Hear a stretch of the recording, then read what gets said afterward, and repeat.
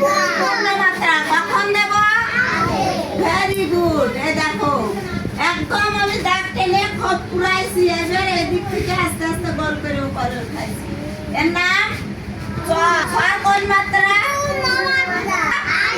আগে ছোট ছ লিখবো। এই দেখো এই আমি কি করলাম, ছোট ছ লিখেছি না, এই ছোট ছ নিচে এরকম আমি দুইয়ের মতো দাগ দেবো, তাহলে কি হবে? বর্গজ জ লিখতে কোন মাত্রা? কখন দেব? এই দেখো মাত্রা দিলাম, দিয়ে এই দেখো আমি একদম সোজা দাগ দিলাম, এই ঘুরায় নিয়ে আসলাম। এবার এই আমি কি লিখলাম? বর্গজ জ। এবার দেখো আমি কি লিখছি? ঝড় কোন মাত্রা?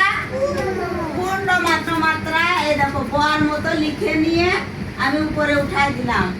এইবার আবার অর্ধমাত্রাও আছে ঝড়। এই দেখো এখান থেকে দাগ দিয়ে এই নিয়ে গেলাম, এটা হলো মাত্রাই নাই, এর কোনো মাত্রা নাই, মুছে দিলাম, এই গোল করলাম, এই দেখো এর মতো লিখলাম, লিখে এর পিঠে বোঝা দিয়ে দিলাম, এই হলো ইও।